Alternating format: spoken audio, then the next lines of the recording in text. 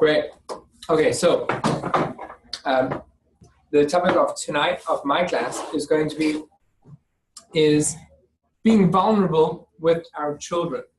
And I don't know if anyone had seen that being the topic, but it was something that I wanted to explore for myself. So the greatest way of exploring something is forcing yourself to give a topic, to give a class on it.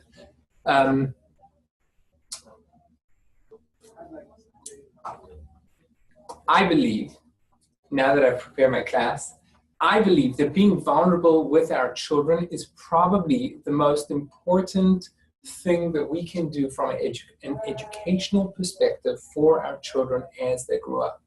Being able to be vulnerable with our kids is probably going to be the most important thing that we can do, we can give to our children. And why is that?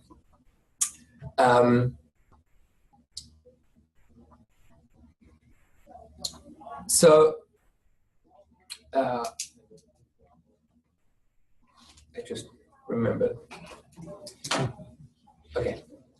So why is it that being vulnerable with our children is going to be so important? Well, let's go back and start. What's the job of a parent? So what would you say a job of a parent is?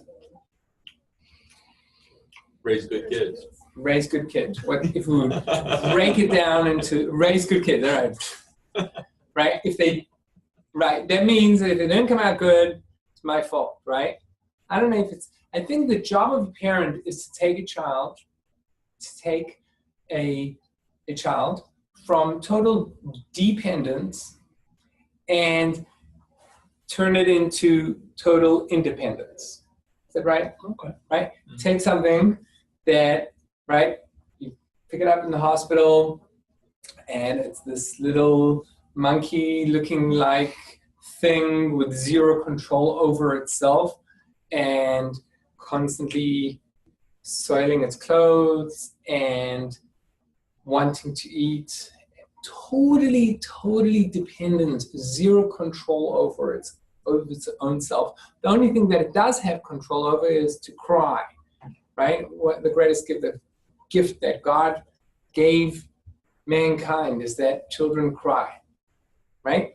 If a child didn't cry, would it get fed? How often would it get fed? How often would we change the diaper if the kid didn't cry, right? Not that often, right? If a kid's got a stomach problem, it's going to cry, and then we're going to be able to try and work it out, whack it on its back until it burps or whatever else. But child begins total dependence on the parent, and the job of the parent is to take it to independence, absolute independence. That's the goal. And hopefully that throughout over their teenage years, the parents can slowly cut the strings and let go of their child as the child becomes more and more independent.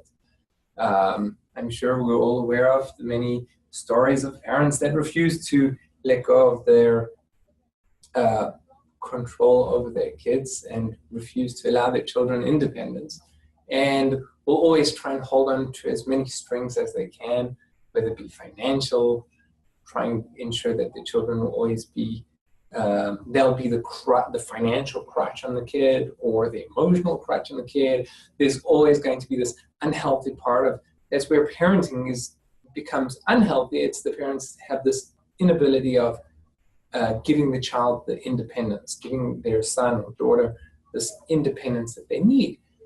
We take them from this layer of total dependence, give them hopefully a solid education, and hopefully send them off with some good behaviors and stand back, hopefully proud. One of my teachers, Rabbi Zevlev, he told us that at a chuppah, when he'd officiate at a marriage ceremony, at a wedding ceremony, so the tradition is that the bride and the groom, the groom is walked down to the chuppah by his parents, the bride is walked down to the chuppah by her parents, and then the Jewish tradition is that the bride will walk around 7 times around the groom, from a Kabbalistic perspective, And then they'll stand together, and then they begin the wedding ceremony, the actual officiate, the wedding ceremony. So he says at this point in time, he likes to ask the parents and the in-laws to please take a step back, and as he's about to begin, and that's he wants, and then he tells them not just a physical step back, but from now on, hopefully you'll be able to take more than a physical step back, but also allow the couple to live a sense of independence with their future. But that's ultimately our job as parents, from dependence to independence. Okay. Now, having said that,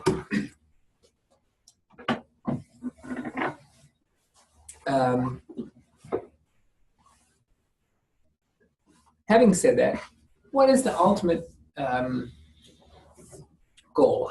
If you met a Jew, if you met someone, okay, and you had 5 minutes with them, and you want to be able to know, is this person successful at living his life as a Jew or not? What do you need to look for to find out if that person is successful at living his life as a Jew? You get 5 minutes, and you want to know, is this person successful at living his life as a Jew or as God would want him to be? What would you look for?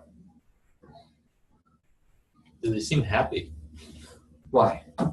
Well, because happy means that they're showing appreciation, gratitude, that they're content, that they're people who are, and I don't mean happy because they have things. I mean that they're happy because they are at ease with themselves. Right. Yeah. Right. Fulfilled. Yeah, fulfilled. Yeah, exactly. Fulfilled. So our sages say that the sense of happiness, it's given from within our soul. Our soul is the thing that generates the sense of happiness. When we live our life correctly, according to the way God would like it to be, God set it up. He set it up in an ideal way so that the soul will experience that happiness. And if we feel that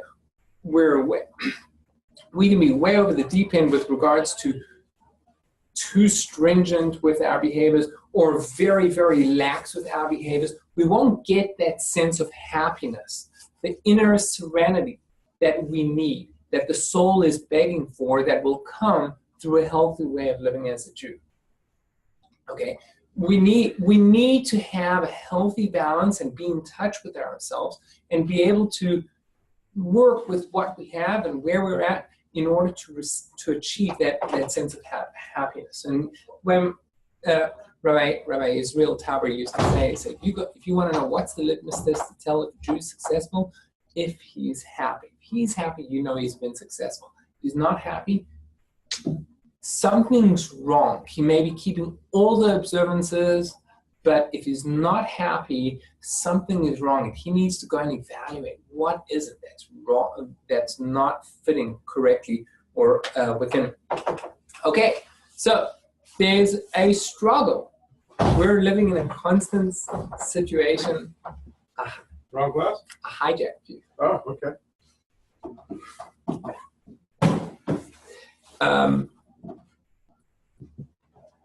Gotta see the door. Good. So there's a constant struggle. Okay, what's the struggle? I have my family, my responsibilities, my personal needs, my job needs, my kids' needs.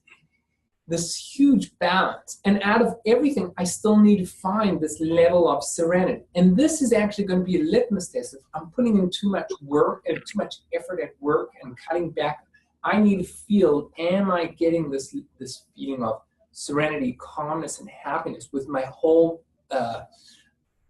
juggle? Rabbi Leuchter, there was a big rabbi who was here this week. He came to speak to us, and he was speaking about this feeling of serenity, of being happy with what you're doing. And Eve asked, she said, she was like, because sometimes she gets into a project and she's on like full steam, for 27 hours, you know, zero sleep, but she's pumping. And she says, "Is that okay?" And he's like, "That's totally fine if you're getting it. If you're putting in all your effort and that is generating more energy and you're happy about it, that's totally fine. If you're putting all your effort and you're angry, frustrated, you know that something's wrong. You need to reevaluate it." Okay, so now, in order for me to be happy, there's something that I need to accept about myself. What is it I need to accept about myself?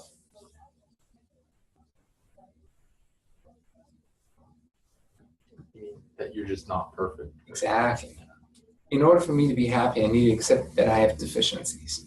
I have assets, I have deficiencies, and I need to be willing to deal with both, right?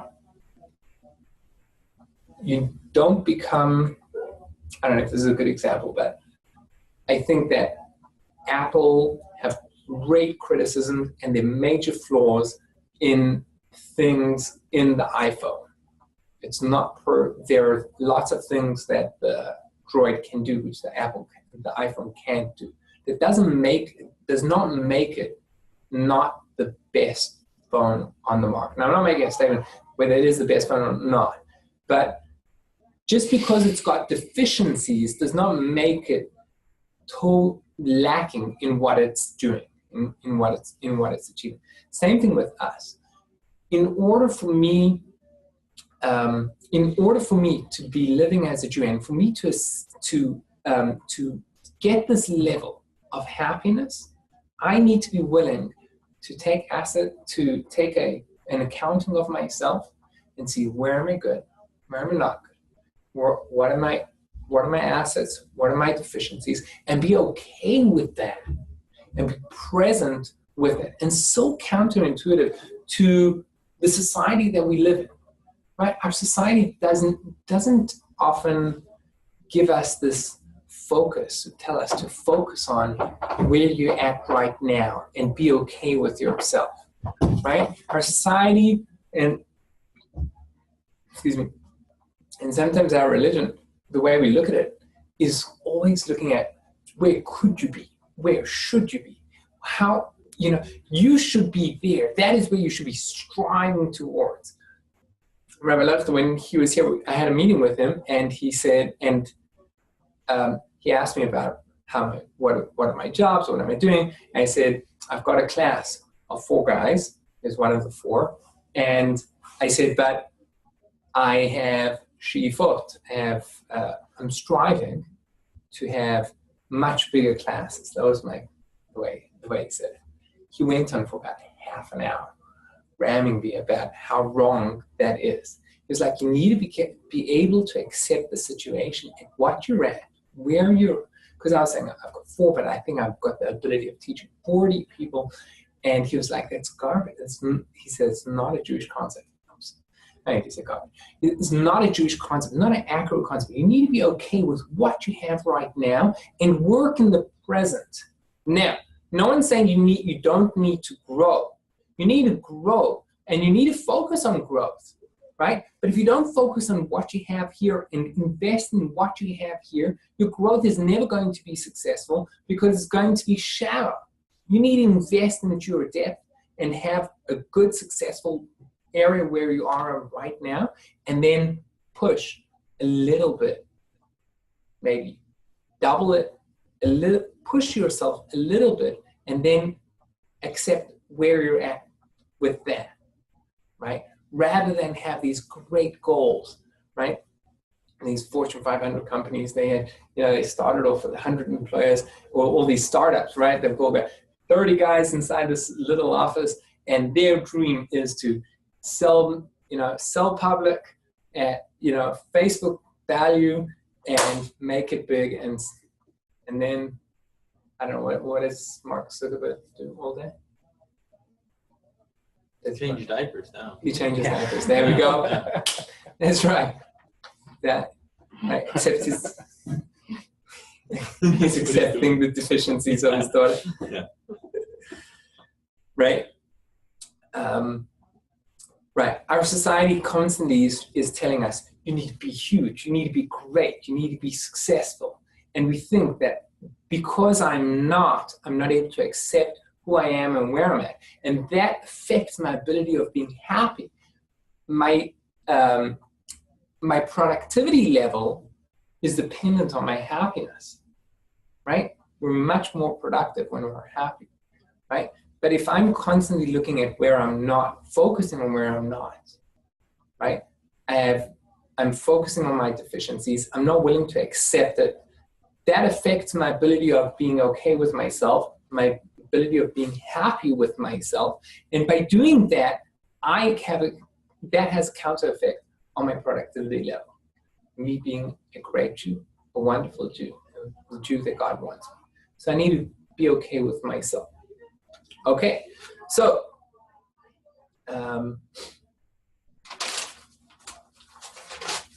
we have this idea.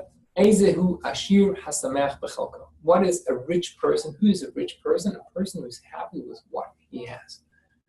In Judaism, who is a rich person with Judaism within your life? How are you successful? How do you value success in your life? It's being okay with what you have right now. Happy with what I have. This is the most important thing that a parent needs to be able to give to their child. Right?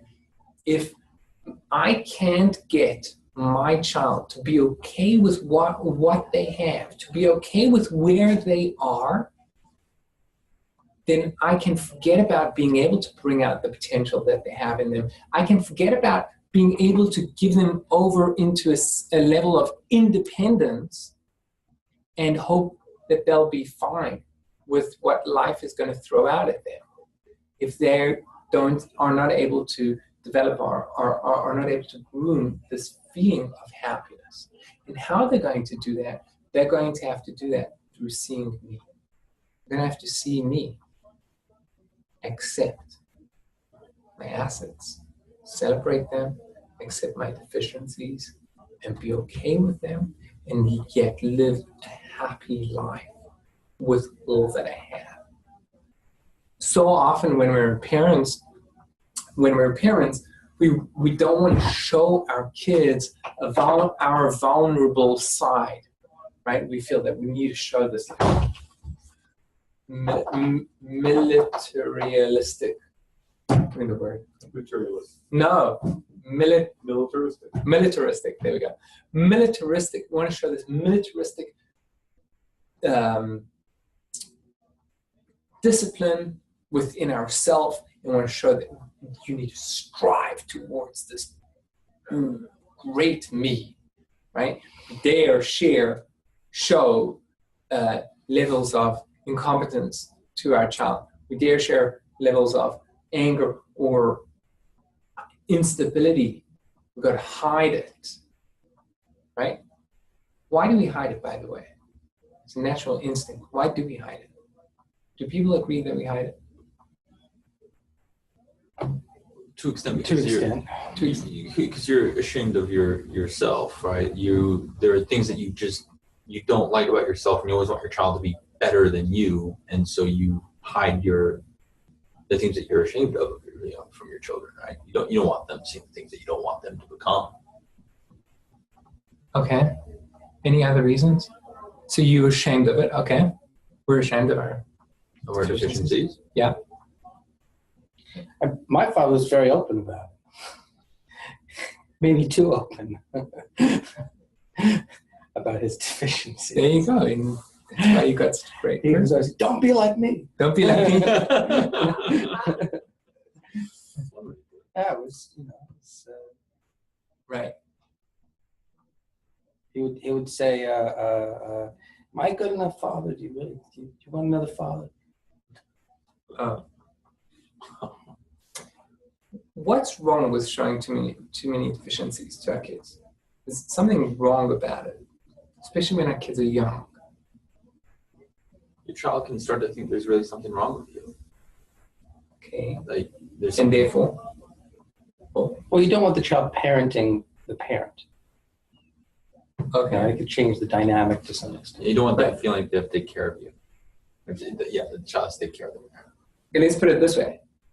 we start off with the child being totally dependent on us, and our goal is to groom them and educate them in order to become independent, right? When they're totally dependent on us, we need to give them a strong, stable environment in order to slowly put their feet on independent ground, right?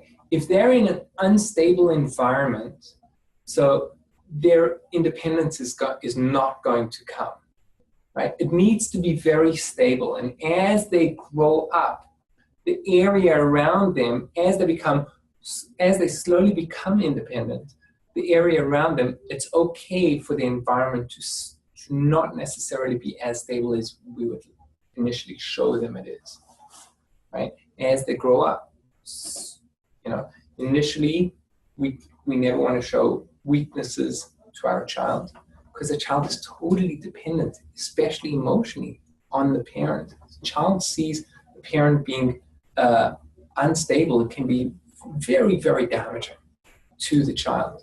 But as the child grows, the child is this kind of metamorphosis. There's a metamorphosis between the child and the parent. Here's my quote. Mark Twain said, famous quote. Mark Twain said that when he was a boy of 14, his father was so ignorant he hardly could stand being around him. However, when he turned 21, he said, I was astonished how much he had learned in those 7 years, right? Now, the truth is, there's a little bit of truth in Mark Twain's perspective, but his father had a lot to do with it. On the one hand, yeah, the child of 14 wants to be totally ignorant with regards to any acknowledgement, wants to totally ignore any greatness within his father, any wisdom within his parents, because he's fighting for that independence, wants to ignore it, and then he'll be blind to it. When he becomes 21 and starts walking away independently, he starts feeling how scary independence can be, and therefore he'll turn to the parent and need that wisdom, and then all of a sudden be open to the wisdom. But I think also from what we just said, there's a little truth to what the way his father showed ignorance versus wisdom. When you show wisdom, you show vulnerability as well. You show ignorance, you show a perfect world. You don't show vulnerability. You show like, this is very stable, and why do we do it? We just do it. I don't need to explain to you why I'm not buying you the Xbox right now. I'm just not buying it. The reason may be because I can't afford it right now. That may be. But I can't show that to my child because that makes me vulnerable and creates an unstable environment. So I'll show a bit of ignorance, very limited wisdom. We're not doing it. No. Why? Because I said so. Right? That's when the child is young. But as the child develops and becomes more and more independent, so then we start changing over. They start seeing their own, we start showing we have a responsibility. And we have a responsibility to start showing more of our vulnerabilities as they accept or realize their own deficiencies. And our goal is to teach them how to be okay with themselves, with their assets and with their deficiencies. Be totally okay with that. And that is why I think that being able to be vulnerable with one child, with our children, is the most important thing of education of our kids, is because we want to give them the ability of being happy. We want to instill in them that that trait, that guide, that power of being able to become happy with who they are. And they'll only be able to grow to their maximum potential through finding happiness within themselves, and that means accepting who they are. They'll only be able to accept who they are if they see me as an imperfect human being, accepting myself. Right? Any questions so far? Haven't checked the computer, but let's check. And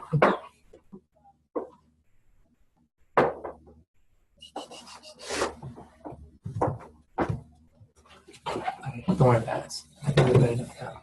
Okay, I don't see any questions. Are there any questions, Wendy?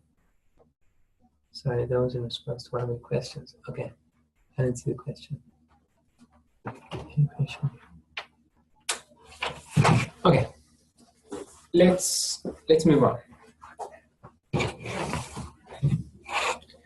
Okay, how is a Jewish house meant to look like? What's a Jewish house? What's a home meant to look like?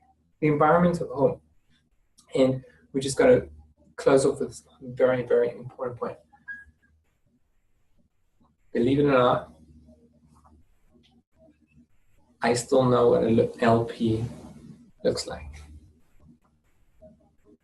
Right? I deserve a round of applause for that. Come on. Okay. Cool. Okay. That's right.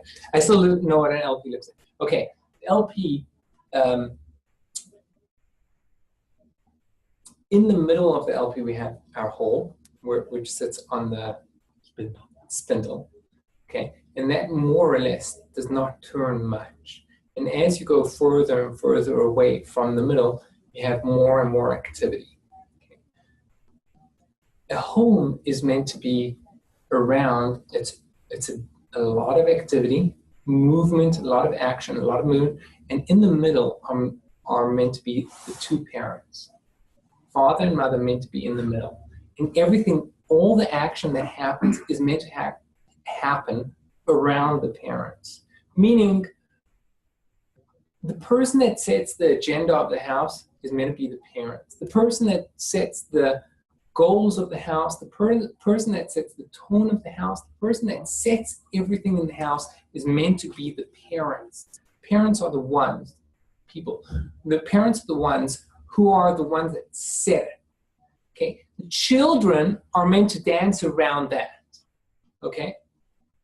Sometimes, and I'm sure we all are familiar with families, that the children, right, sometimes happens when we have, when kids are, they know how to throw tantrums, and they have their parents, right, around the little finger, right? Sometimes you have a home, whereby the child is the one that sets the standard in the house. The child is the one that sets the mood in the house. Do you disagree? Or It's not allowed in my house. Say again? That's not allowed in my Not house. allowed in your house. Look at that. You didn't even need to come to my class tonight. That's exactly right. But sometimes there are right? There are times where child is the one that sets the mood, sets the tone, sets the everything, right? The parent needs to be the one that sets that, because the parent is the one that gives that initial stability, okay? And as the child becomes more and more active, our goal is to slowly move them off the record and onto their own LP and start their own home with their own independence, where they're the ones that set the tone. That's our goal. We need to set that. We need to be the ones that set that mode and set that tone. What is the underlying principle, the underlying environment that our home needs to be, that we're setting? What's that tone? What's that environment? It needs to be, in Yiddish, it's called Geschmack. Geschmack means great, a great place to be. It's balance. If the home is too tense, you don't necessarily want to be at the home. If the home is way too loose and whatever the child wants, they get, there's no sense of happiness going on. There's no sense of greatness going on within the home. And just growing up, I mean, like I remember two specific families that I grew up in. Okay, the one that I was, friends of mine, right? The one parent, his parents always screamed. Get in here! Where are you? Do your homework! constantly, right? Kids wanted to live in such an environment. It's not a happy environment, right? The other was whatever the kid wanted, he was spoiled. You know, the truth is, he wasn't such a brat, but he was so spoiled, right? I just remember they came out during the late 80s. They came out with, I don't know, in South Africa, we may have been a decade behind, but in the late 80s, they came out with jean overalls, and you remember? Okay. They came out with jean overalls, and they came up with funny colors, green, purple, orange. Do you remember them? You had them, right? I don't know. Oh, there we go. My right? truth here. They came out with these things, and they were extremely expensive, right? It's the latest thing, right? He had a pair of every single of those overalls, every single color, green, purple, brown. It was like the kid was he was like totally stood out. He wasn't like a fashion icon. He was like, no, like we all have normal clothes, right? Yeah, right? But anything that he wanted, his mother just did for him. Anything that he dreamt of, he got, right? Extremely, and you'd think that he was happy, but it was unstable. There was this, he wasn't sure that sense of, I'm okay with myself, I'm okay with everything that I'm up to, with my limitations and my assets, you know, being totally, he was not able to get that. And it took him a lot of time. Hope he never watches this video. But it took him a lot of time to find stability in his house, in his own life, way after he was in his mid to late 20s, to find stability, to stay stable at a job, to be able to get up at a decent hour. All these, he had such difficulty developing that because he never had that solid framework of being able to have one foot onto the other. So on the one hand, the house can't be too tense. It cannot be too loose. And the way I put it is, parents need to show vulnerability, but need to also show it with regard in limited amounts. It needs to be in a controlled environment, right? But at the underlying point, it needs to be a geschmack family. It needs to be happy, a great place where kids want to be. They want to enjoy themselves. It's like a place where the friends always want to come to rather than your kids always want to go to. It needs to be that place. And we are the ones that set that tone. We set that tone by being okay with ourselves, being happy with ourselves, and being able to give our kids accordingly what they need.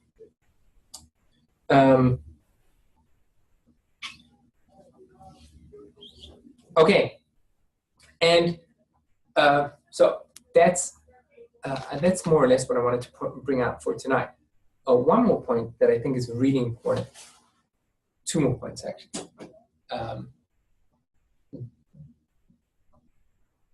Having trust in God is fundamental, because worry is our a default.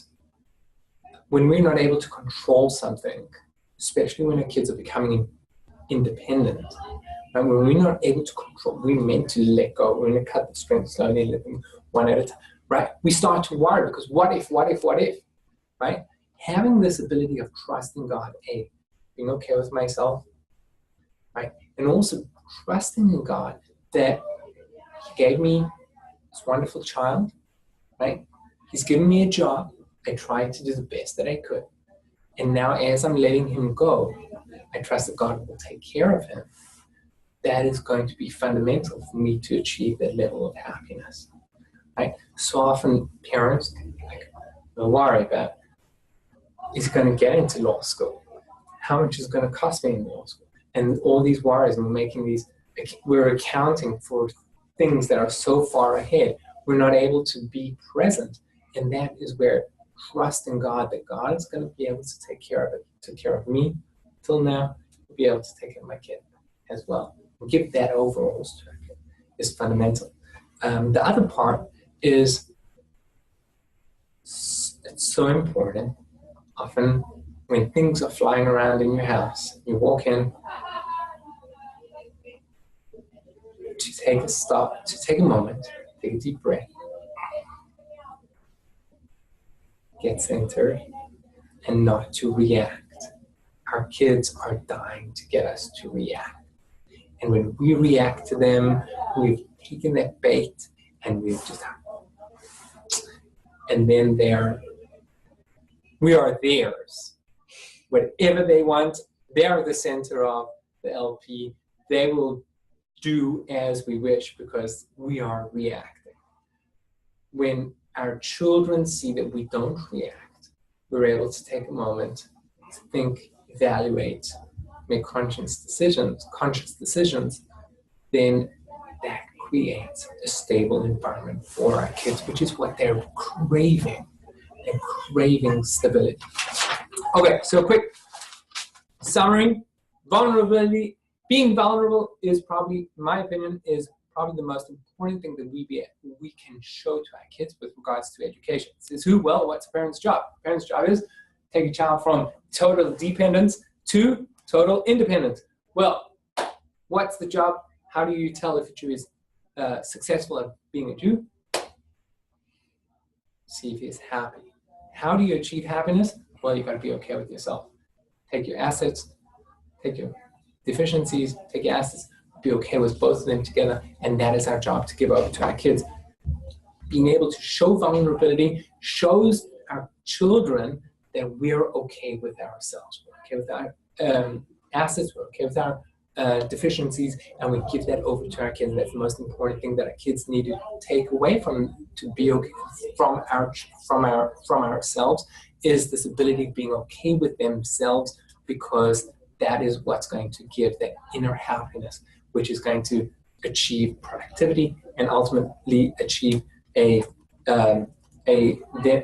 enable them to achieve their potential. The home needs to be stable. Can't have it to be too tense. Can't be too loose. It needs to be pretty stable. And the person that sets the tone in the home is the parent.